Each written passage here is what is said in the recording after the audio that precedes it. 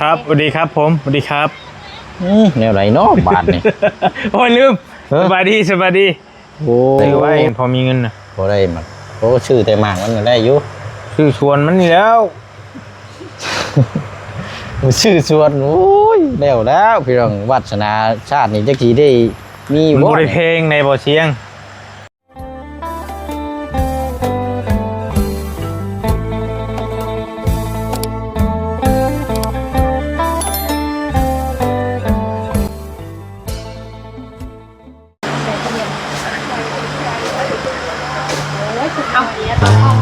เนาะทำมือเดินเนี่ยเด้อพี่น้องเนาะเปิดภาพมาเมื่อนี้กะงานจบแต่คนยังบ่จบพี่น้องเนาะก็ยังนั่งซุ่มแซวพูดคุยน้ำกันเพราะว่านานๆทีพบพ่อแล้วก็เพื่อจะได้พ่อหน้าพ่อตากันพี่น้องเนาะถือว่ามื้อนี้ก็เป็นอีกมื้อนึงเพราะว่าเป็นวันเกิดของทางพี่เปียวครบรอบ10 ปีแล้วพี่น้องเนาะทักทายน้ำกันยามดึกดื่นเด้อเนาะตอนนี้เกือบ5 ทุ่มเลยได้พี่น้องเนาะ5 ทุ่มเลยโอ้ยเนาะเอาคนอื่นก็ขอมกขอบใจทั้งหมู่คู่เนาะ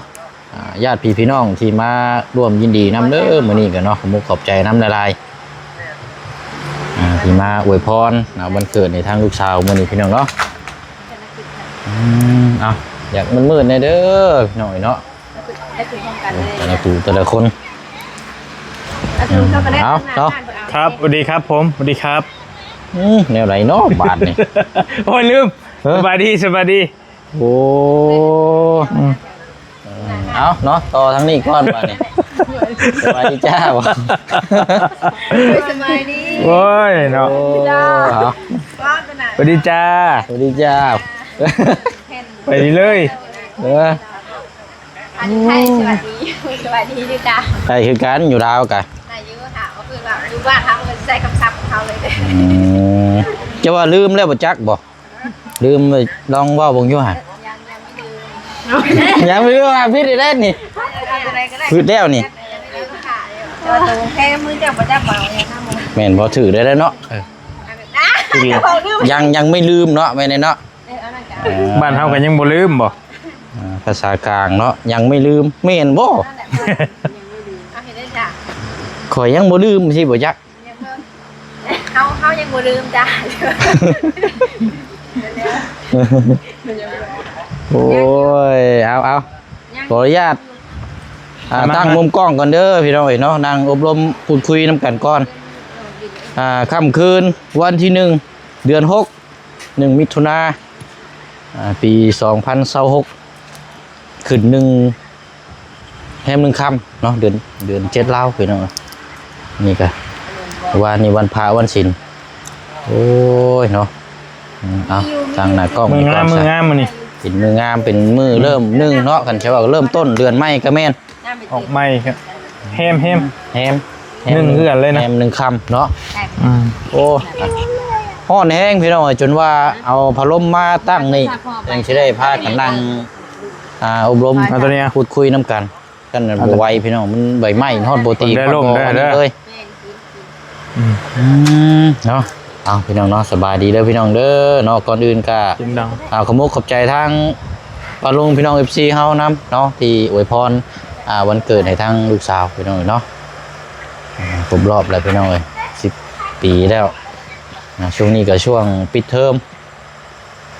อีก3 เดือนพุ่นละจังสู่ต่ออีกทางพ่อแม่กะช่วงนี้ปิดเทอมก่อนแม่นเลยเนาะเพราะว่าบ้านเฮาผักโรงเรียนผักบ่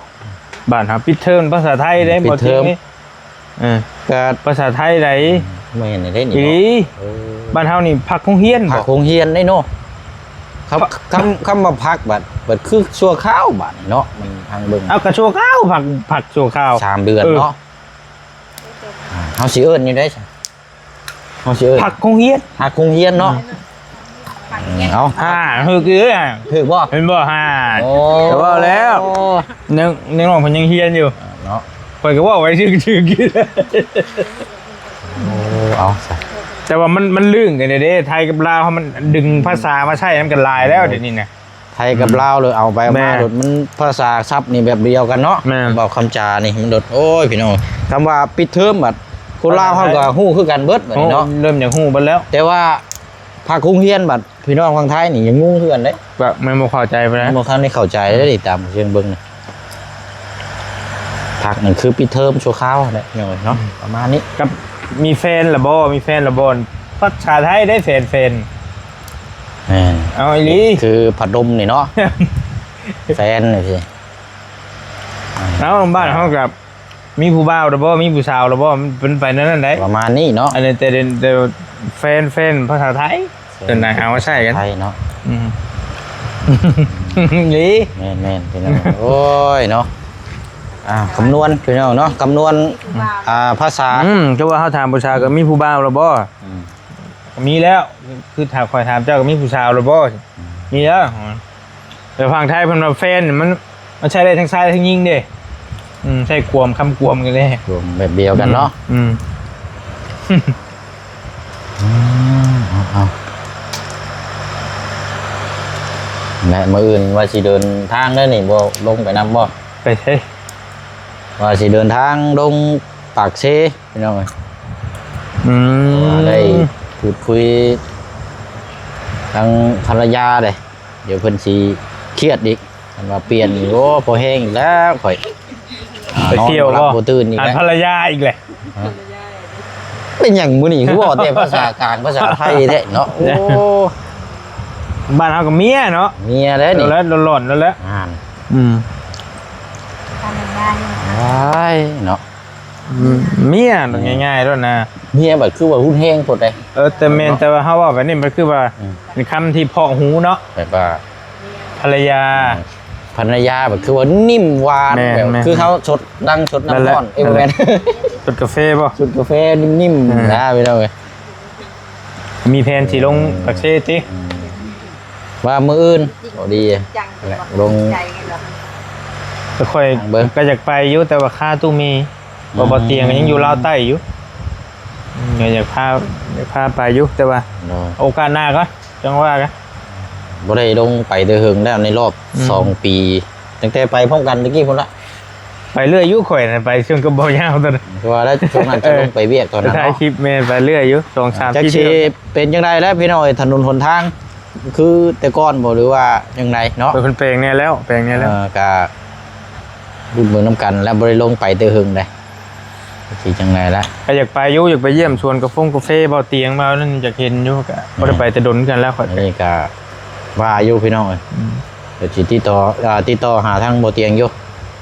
เพราะว่าตอนขึ้นไปเซโปนแล้วว่าลงไปเยี่ยมสวนกาแฟนี่เด้อคันลงไปนะว่าไปเบิ่งอยู่ ไปเบิ่งกันว่านั่นก็ บ่ได้ ซื้อไว้กันพอมีเงินน่ะ บ่ได้มันโอ้ชื่อแต่หมากมันก็ได้อยู่ ซื้อชวนมันนี่แล้ว ชื่อสวนโอ้ยแล้วพี่น้องวัฒนาชาตินี่จักสิได้มี มัน บ่ บ่ได้เพลงในบ่เชียง ไว้มันแพง 500ล้าน600ล้านนี่แหละบางหม่องก็ ดีได้เปิดพัดลมไว้เส้นเรือซัดเนาะ มันกว้างได้ตามเขาเห็นบ่เตียงเล่าให้ฟังน่ะไปบ่ 100ล้านกับ กว้างอีกเติบหนึงอยู่ได เกือบล้านบาทเลยเนาะ 7-8นี่ติ7-8แสนบาทนี่แหละ โอ้ยได้ล็อกพี่น้อยแล้วมันมีคนห้องว่าอยู่ลาวใต้เนี่ยคันไผมีสวนหมากกาแฟนี่ถือว่าเป็นเศรษฐีแล้วได้พี่น้องเป็นเฒ่าแก่แล้วได้ บ่มันอันตัวนี้น่ะมัน อนาคตเฮาได้แบบว่า มัน success more passive income น่ะเพิ่นว่าน่ะกินยาวเลยได้ มันดูแลไล่ต เอา ลอด กินยาวอีหลีกินยาวอีหลี ขายได้ตลอดเนาะ เฮาซื้อแรกๆอาจจะรู้สึกว่าแพงแต่ว่าแบบนี้มันแต่ละปีเฮาเก็บเอาปีละ100-200ล้านได้เขาเจ้าขายน่ะกว้างๆนี่น่ะมี ป้าโตพี่น้องเนาะ อืม คันมีที่อยู่พุ่นนี่ห้วยบ่แม่นเฒ่าแก่น้อยก็เฒ่าแก่ใหญ่แล้วค่อย ได้เดี๋ยวเฮาลงไปพูดเลยแบบคนคัดสนบ่ค่อยลายเด้จะมีอาชีพเฮ็ดเห็นบ่น้องเมฆรีวิวบ้านเฒ่าแก่สูตรกาแฟน่ะ มีแต่หลังใหญ่ๆเนาะ มีแต่ลังงามได้ มีแต่หลังงามๆใหญ่ๆแบบดูๆว้าวพี่น้อง อยากอยู่ แต่มันก็แล้วแต่ดอกแต่มันมีหน่อยๆจำเดินเพื่อนเจ้านี่มันก็บ่พอสิได้หยังนะ มันบ่พอสิ แม่ ได้ นเฮาก็ต้องสิระดับหนึ่งกว้างระดับหนึ่ง มันต้องโอ้หลายเฮกตาร์เนาะกว้างยาวๆหลาย ระดับพุ่นแหละทงบัดทงหน้าเจ้านี่เด่นสมมุติว่าอาจจะบ่ฮอดปานนั้นก็อาจจะครึ่งนึงซะเฮกๆไปหั่นนะกว้างๆนี่หั่นนะก็ เอาง่ายๆซะเบิดตอนทุ่งนานี่เนาะกวมเบิด3ที่นี่สิได้ระดับหนึงอยู่นี่ปีต่อปีนี่ คือบ่าวนุ่งเด้บ่าวนุ่งน่ะสวนเราก็บ่ได้กว้างนะสักสิช้ำใดแหละข่อยก็บ่เคยเห็นแต่เราว่าบ่กว้างแล้วปีนึงเราก็ได้อยู่40 50ล้านสินะขายปีนึงหั่นนะ ปีหนึงบ่ แม่ โอ้แสดงว่ากาแฟนี่เป็นราคาดี เป็น เนาะ ราคาไดเจ้าเขามีช้อนแก้วเท่าไรเดี๋ยวนี้เอา40เท่าไร44 45นี่แหละเนาะแล้วแต่ เกือบแก้วเนาะ แพงใด เกือบแก้ว50,000เด้ ค่อยเข้ากาแฟอีหยังวะกาแฟอีหยังวะสตาร์บัคอีหยังบอกอีหยังจักอย่างนี่แหละแก้วซ้ำ นี่ใหญ่กว่านี้น้อยหนึงร้อยเท่าไรวะ160 บาทบอกวะ อ๋อแก้วหนึงได้ นั่นแหละนั่นแหละใหญ่กว่านี้น้อยหนึง160บอกวะ160 บาทแพงนี่เด้ผมขอบ้าครั้งแรกในชีวิตเคยกินกาแฟแพงปานนี้ ไม่อยากพูดเลยนะว่า แบบบ่เคยกินได้เทื่อลองเข้าไปชิมเบิ่งหั่นนะกับเพิ่นก็ยี่ห้อดังเด้มันก็เดี๋ยวคนนั้นเฮาก็รู้สึกเนียงๆกินเนียงๆอยู่อันบ้านเฮามันก็แก้วละเป็นแสนแล้ววะ ไหวลอกพี่น้องเอ้ยเนาะ แพงกาแฟน่ะเป็นราคาอยู่ เบิ่งเดินทางมันบ่มีไผลงก็สิมีแต่4คนนี่แหละเบิ่น เพ ก็ ลงเนี่ยเด็กกินนะ นี่แหละ อืม มันกินแล้วขี้มันขิวมาเลยเก็บไปขายเลยสมมติขอยังบ่เตียงว่าอยู่มื้อน่ะ กินกาแฟแล้วเก็บขี้มัน อ่า เพราะว่ามันอบไม่ได้อบกินหอมในตัวหอม จะคล้ายขี้แบ้นี่แหละออกมาแบบนั้นแหละ อันโตยังนะ มีหยังบ่เตียงว่าอยู่มื้อน่ะลืมแหละ สมมติสบอย บ่แม่นตัวนี้ เห็นบ่ อีหยังจักอย่างนี่แหละ ขี้กระต่ายบ่ บ่จะชื่อปานใด อืม เป็นว่าเอากาแฟเป็น เม็ดนี่นะไปให้มันกิน แล้วเอาไปโต้งเอาขี้มันมันคือขี้แบ้นี่แหละ ว่าในของมีอบใบกินที่ข้อโตนะแห้งเลยล่ะแห้งไหนสมมติอะไรอย่างนี้แหละ บ่อยากจื้อบ่เตียงว่าอยู่เหมือนมันมีหลายสายพันธุ์นี่เด้กาแฟกัน เนาะ หลายสายพันธุ์ ต้องศึกษาอีกเด้อนี่ก็เนาะ แม่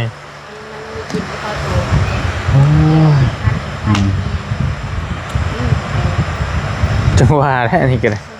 เคยกินแพงชุดกัน100 กว่าบาทนี่แหละ เนาะบ่มีแนว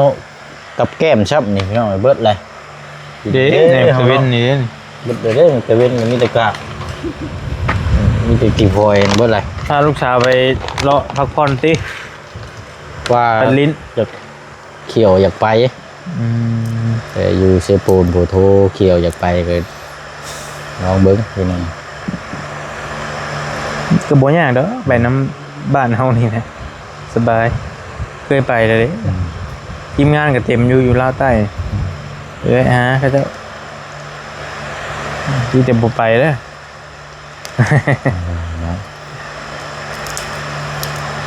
บ่ยังก็บ่แจ็คบ่ บ่เจ็บบ่เจ็บ บ่เจ็บบ่ บ่เจ็บบ่ตูนล่าสุดนี่ก็บ่ตูนได้แต่งงาน อ๋อที่ว่าแต่งงานนี่ แม่ บ่ตูนเนาะ แม่ บ่แม่นบ่าวประธานป้องเนาะ บ่คนละตูน คนละตูนเนาะ คนละตูน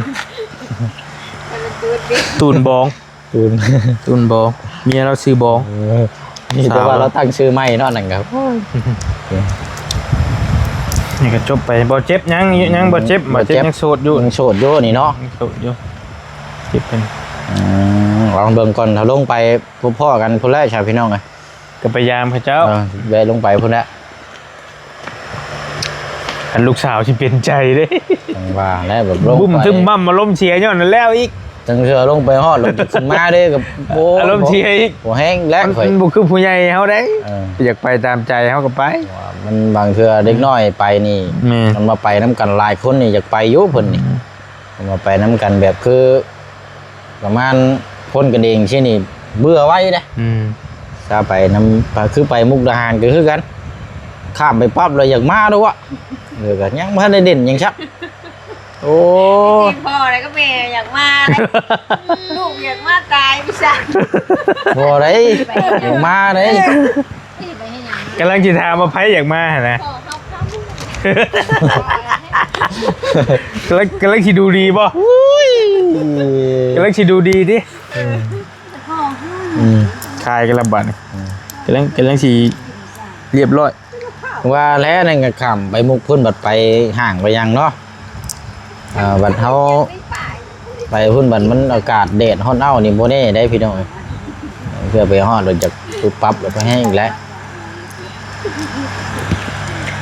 เขาเข้าห้างมันก็บอกกับเด็กน้อยมันมีแต่แนวอยากได้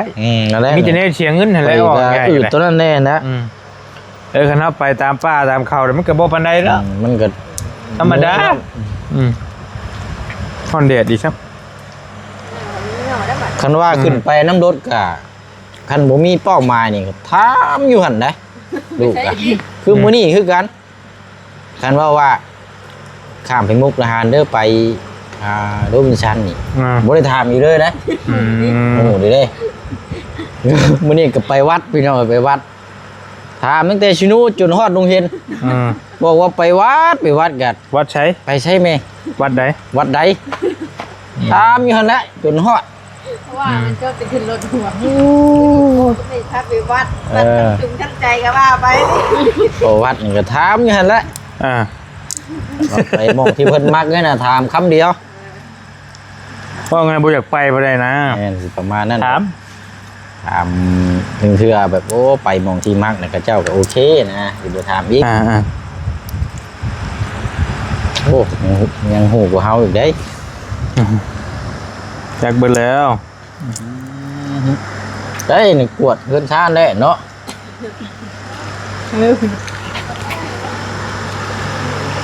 เพราะมือชาเพิ่นกิน แม่นพี่น้อง ไปจักมื้อหามีแผนไปจักมื้อ จังว่าได้เบิ่งนี่ก็เต็มที่ก็สิ2มื้อ3มื้อนี่แหละ สามมือมา มันไปพุ่นมันก็ ไปเบิ่งตัวจริงเนาะ เวียกงานนั่นแหละตัวจริง แต่เขาคนนั้นหัวขวดมันนะ ก็ยังอื่นใส่ทุกอยู่นี่ ก็2ล้านบ่ไปก็ยะ อืม อีหลีอีหลีว่าอีหลี น้ำมันไปกลับนี่เต็มที่นี่ได้3ล้านเนาะบุรีเนาะ มันก็ต้องถามว่าเจ้าไปใช้อีกคันไปฮอดเจ้าจะไปใช้อาจจะเป้าหมายเจ้าจะไปใช้เอาขอถามก่อน เดี๋ยวนี้นั่นเป้าหมายนี่ยังบ่มีเลยนะเอาง่ายๆ มันต้องถามว่าเจ้าสิไปใช้นะ คือว่าไปฮอดพุ่นแล้วจังวางแผนว่าเบิ่ง GPS แล้วก็จังมุมนี้ยังว่ากันนะ ก็โดยทั่วไปเดินรถเฮาชุ่มเฮาเนี่ยมันก็บ่ปานใดดอกน้ำมันมันก็ธรรมดาถามว่าไกลอยู่แต่มันก็ลักนั่นแหละลักลาดลักสองปลายหาชามนี่แหละกันอย่างสีนั่น โบเซเรียนเนี่ยเขาเบิ่งนี่ไปกลับนี่บ่อยู่ลอก3ล้าน กับมันบวกน้ำมันมันก็ขึ้นนี่ น้ำมันมันแพงเลยนะพอเฮาไปเฮาเดินทางไกลช่วงน้ำมันแพงแต่ว่าช่วงราคาประมาณ20,000นี่ก็ดิต่อดินี่ก็สิใช้เนี่ยจังน้อย ตีไปพุ่นแล้วกับน้ำมันเจ้าเต็มทางออกแต่บ้านนี่ก็สิบ่ปานใดจะลงไปฮอดพุ่นนี่ก็จังเติมสินะอาจจะเติมเต็มทางอีกเทื่อนึงเนาะกลับมาก็ยังได้ กันออกไปน้ำมันแห้งเลยกับจังว่ากันอีกมันขอดชาคอยไปแล้วมันสิบกประมาณ2 ขีดนี่แหละ ไปฮอด ท่าเตงนะถ้าเต็มทางไปเลยได้ สิลงประมาณขีดถ้าขึ้นเชฟปูนสิลงประมาณขีดนึงแต่พุ่นสิลงประมาณ2 ขีด พอยังลงไปพี่นั่น3ชั่วโมงบ่ กลัวเลยข่อย5 ชั่วโมงเคยไปนะ หาได้เนาะ เชฟปูนนี่ช้ำชาข่อยได้อยากได้หมูกูพุ่นขับรถบ่คือกัน4 ชั่วโมง 4ชั่วโมง อย่างไวเนี่ยชาข่อยเนี่ย4 ชั่วโมงไปปลายเติมนึงอยู่ได้หมิ่งอยู่ได้ มันเป็นใกล้เลยแล้วมันทางมันดีเนี่ยมันก็อาจจะใครนี้นะเชฟปูนี่ก็2 ชั่วโมงปลายแล้วเต้มุ่งไป3 ชั่วโมงนี่แหละ3-4ไปเจ้าเล่นรถไว้เนี่ยกัน2 ชั่วโมง ชี จะได้อ พ่อยู่ นั่นหรอกเพราะว่าชีพ่อยังกระยัดได้ แม่ขนาดคอยเนิบไปก็ธรรมดา ถ่ายยังหนทางไปน้ คอยเลาะไป ำคอยเลาะชมวิวไปนะ คันคอยกับประหยัดน้ำมันไปในโต๊ะอีก บ่เปลือง ปลอดภัยพร้อม บ่ได้มีแบบบ่ได้มีเป้าหมายหรอกแบบว่าคำใช้นอนหันนะกันสิว่ากัน เข้าไปเที่ยวก็ต้องแน่นั่นแหละ บ่ว่าบ่ได้มีเป้าหมายเด้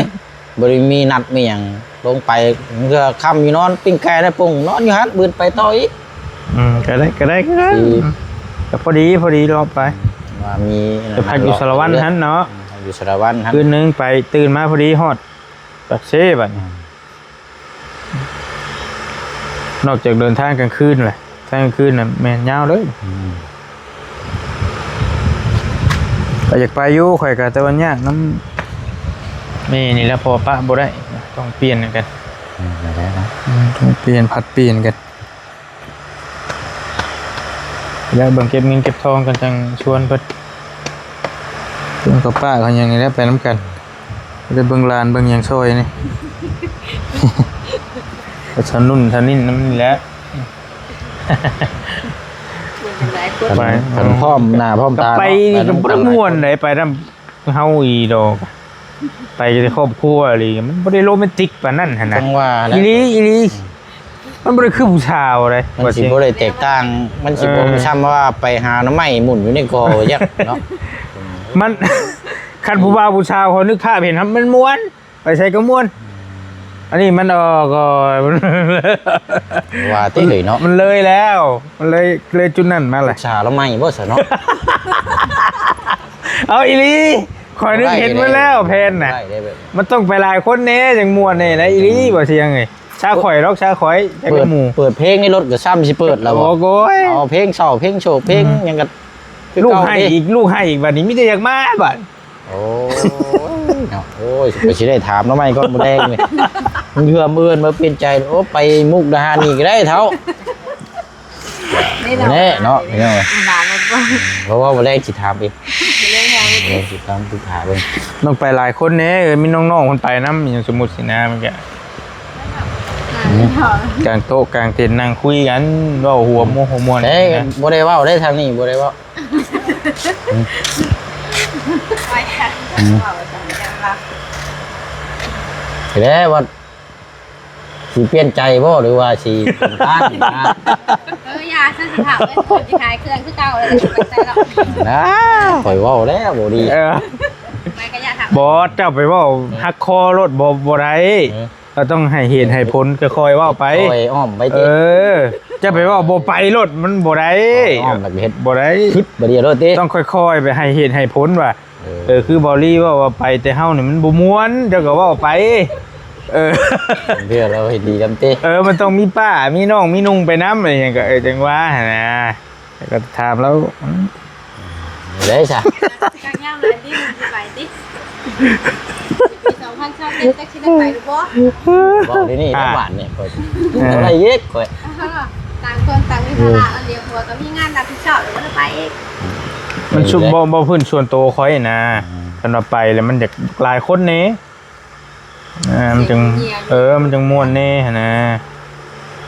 เป็นทีมเนาะของห้องเนาะ แต่บางคนก็มักเป็นครอบครัวก็แล้วแต่นะแล้วแต่ใจไผใจมันตัวนี้ เราบ่แม่นว่ามักได้น่ะไปจากไปมือของไปนะ เอา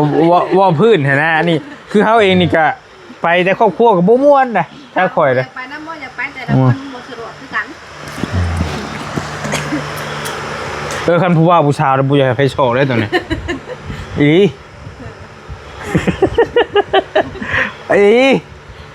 อยากไปชมคนนั่นน่ะ เป็นนั่นโลดติ มันเป็นไปในนั้น เฮ้ยเนาะ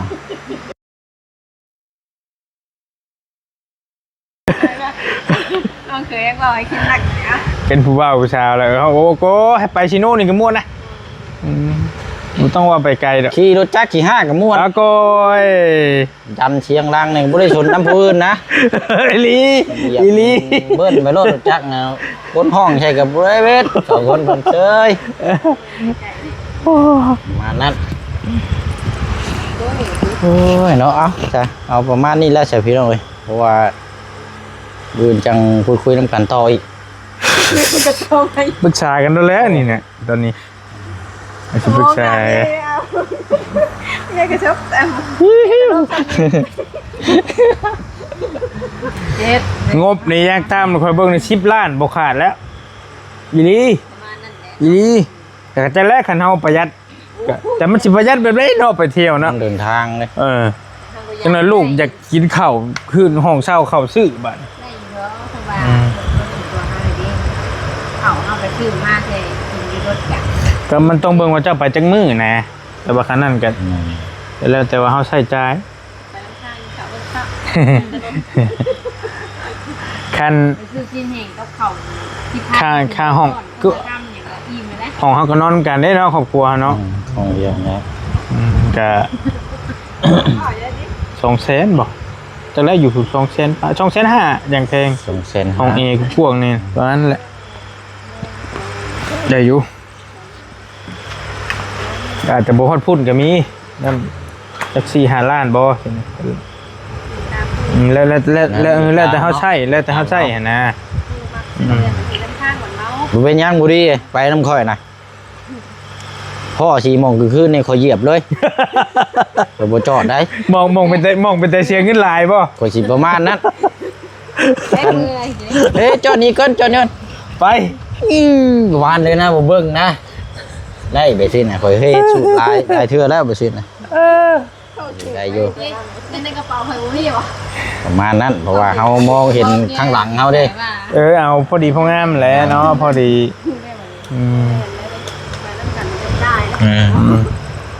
พอดีพองามเอ๊ะ เห็นใจแล้วยูได้ใส่กระจุน ส่วนลายก็แล้วเนาะมันเวียกงานเฮามีแต่เก็บเอาเงินไว้ดึงงานต่ออีกดึงไปเฮ็ด ได้อยู่ดอก เวีย ลานกันใหญ่เบิดละเด้ก็สิบอกพังความอยู่ดอกบ่เอาเฮ้ยบ่นี่บ่เอากันยังไง มันบ่มีเงินบุญดึงงานไปต่อบัดบ่ได้เลยตายแล้วได้แบบนี้ใบไม้ใบเขียวตัวใด พี่เหนียวจะเลยมาเสี่ยงบ่ไม่น่าเพื่อนยังไม่อยากไปอยู่ด้วยแค่ ว้าวได้ค่อยว้าวได้คำเก่าคอมเมนต์น่ะก็สิว้าวซะบ่อยู่นั่งหัวเมื่อวานนี่นะวานนี่ก็ไปตัดไม้ขึ้นนงอนกับขนมทุงหิวบ้าไงวะกูเก่าคือเก่าอีกกี่เหนียวอีกแล้วเมื่อวานมึงเขาแม่กูหัววันการที่แรกกูชี้เรียกเขาว่ากูหัวแล้ววันนี้ตลกได้เราพ่อละ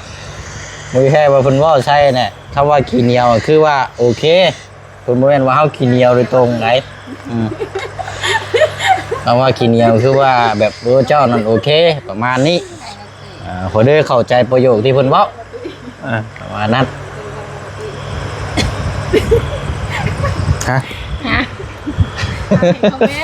มีว่าข่อยอีกบ่ ไม่อ่านเลยว่าตื้อๆว่านี่ว่าตื้อ ก็อยากชินเลยว่าอีหลีเคยว่าอีหลีเฮาอยู่มา4-5 ปีแล้วครับก็เห็นอยู่บางทีก็เลงได้บ่เลงได้แต่ฮักกะยาพอเบิ่งแล้วก็แล้วไป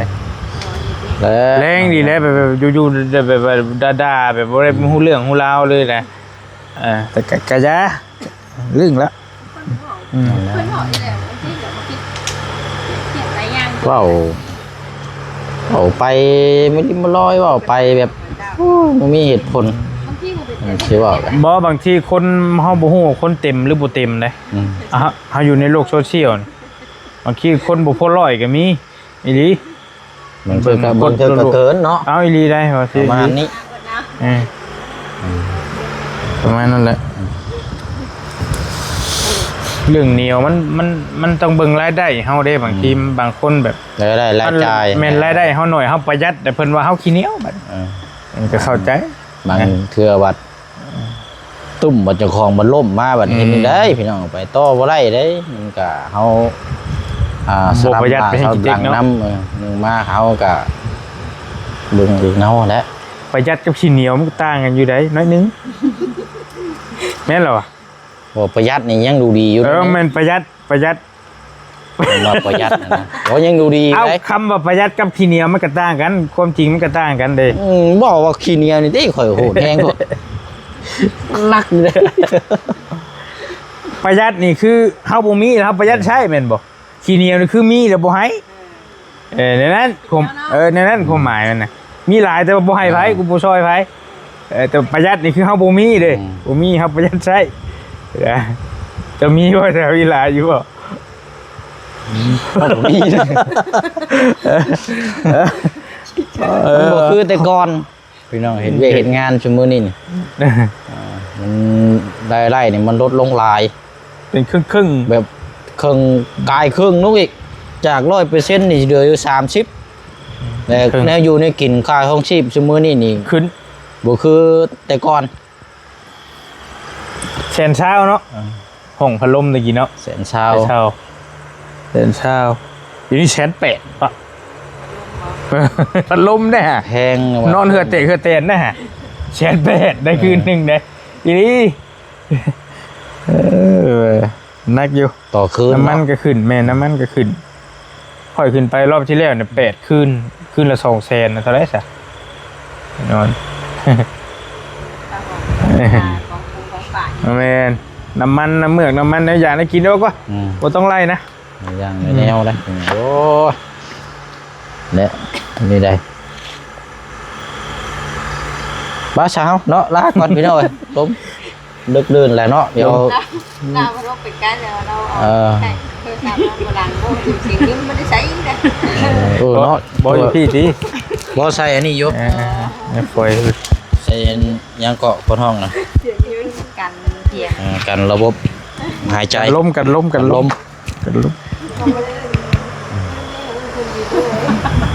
เนาะจะเด้อเฮาเนาะลาก่อนได้ใช่พี่น้อยเนาะยันว่ามันยืดมันยาวเลย ไปบืนเลยเนาะ กันอื่นเดินทางพี่น้อยเอากำไรให้ชีวิตตัวเองก่อนพี่น้อยเนาะ โอเคเที่ยว บายเด้อพี่น้องเด้อฝากพี่น้องที่ตาม ปลอดภัย น้ำกันพี่น้องเนาะ